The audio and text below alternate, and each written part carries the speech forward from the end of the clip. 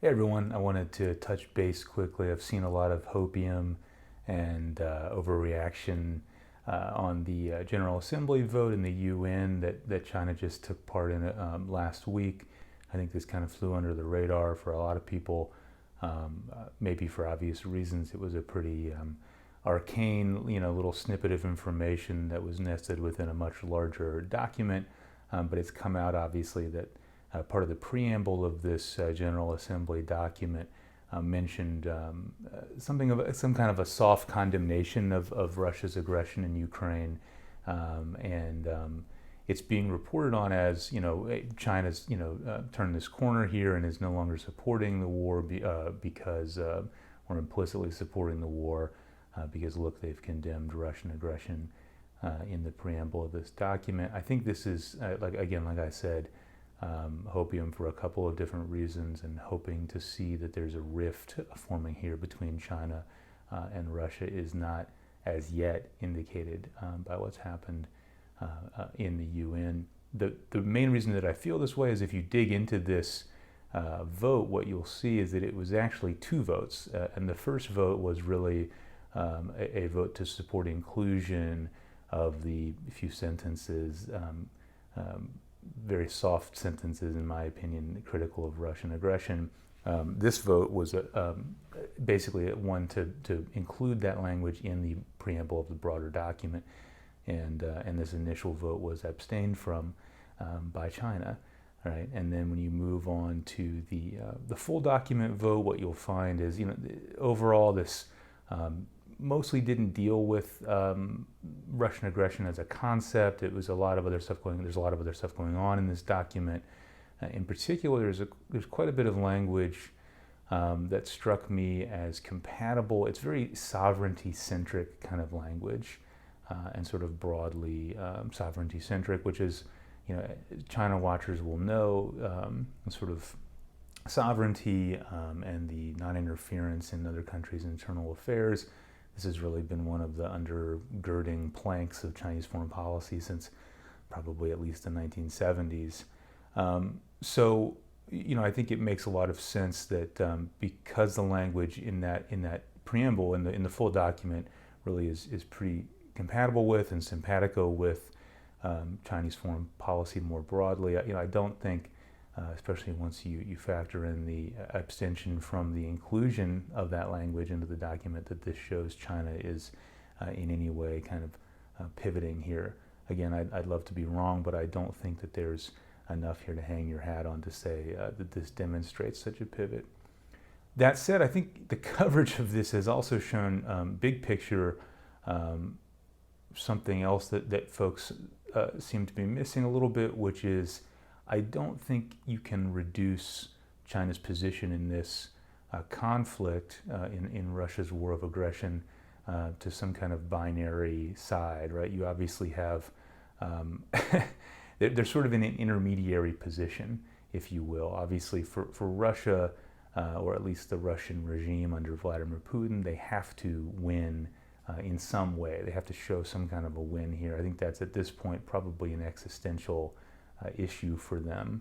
It doesn't have to be a complete defeat of Ukraine's armed forces, and I think that's now increasingly looking like it's off the table, even for the most hardcore Putinists, right?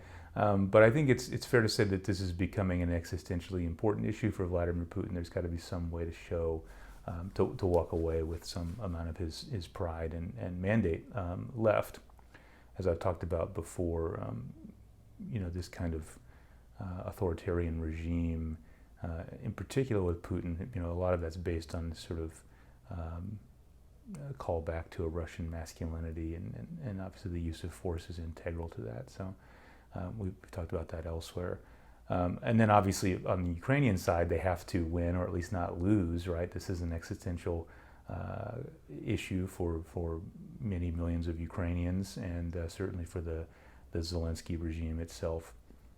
For Europe and the United States, sort of in a spectrum from, say, Poland or Estonia to the United States, you have various degrees of existential involvement where, a win or a loss in this conflict for your ally is increasingly existentially important to you, and more related to the sanctity and integrity of your sovereignty. Obviously, if you're Poland, that issue is much more proximate than it is if you live in Maryland or something. But nonetheless, these actors in the Western Alliance want to see a Ukrainian victory for all the reasons that they do. They want to see a defense of democratic values. They obviously want to hem in their geopolitical adversary, and this obviously drives a lot of support from these NATO states, right?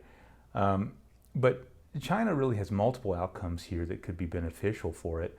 In particular, you have to contextualize this reality with the fact that, what their ultimate preference would be was that obviously the Zelensky regime would have collapsed in the early days of the war, and none of this would have happened, right? That would have, I think, been their biggest preference, because it would have obviously demonstrated the strength of their ally, but maybe more importantly, sent a strong message to Taiwan and to the sort of what we would, the Western Alliance, right?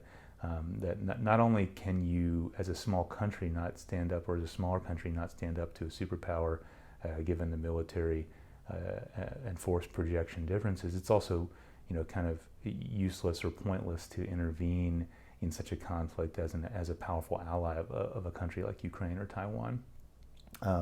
Once that scenario was out the window, and obviously that became clear that wasn't going to happen within a few weeks to a month of the war beginning, right? You're now looking at a China that really has several outcomes that would be beneficial to it. Obviously, if Russia succeeds in their aims and wins, that's ultimately good for them, because that's their ally, and that would signal, I think, to Taiwan and Taiwan's allies some of the difficulty in standing up to this kind of force projection. But as time goes on, you're also looking at the reality that as this conflict weakens Russia, well, there's a ton of reasons that China might actually want that, right? Not for the complete dissolution or collapse of the Russian state necessarily, but relatively speaking, right, the weaker Russia gets, the stronger China becomes in comparison.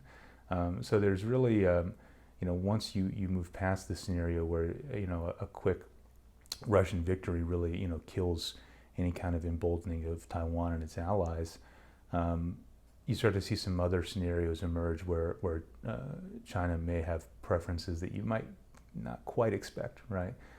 Where some kind of shared resolution that ends this conflict, but only after a long period of pain and suffering for the Russian regime, a long outlaying of men and materiel and financial resources weakens Russia relative to China and further ties Russia to China in that way. Well, that might be something that the Chinese state and the Politburo leadership and Xi Jinping see as sort of a close second option to what their first preference would have been. So while I don't think this UN resolution is signifying such a shift for China away from supporting Russia in that way, we also want to take this broader picture that China's interests here are quite nuanced, much more nuanced, I think, than are generally sort of discussed, and for that reason, I'm not sure that it should surprise us as much as it might. Say that in 6 months or in 3 months, you do see something where a UN resolution that is more critical of Russia comes through and China supports it. We shouldn't necessarily be completely shocked that would happen. China's interests here aren't as simple as support Russia no matter what. So anyway, thanks for watching, and as always, I really am looking forward to your comments and feedback in the comments section. I find I generally learn a lot from that discussion. Thanks again.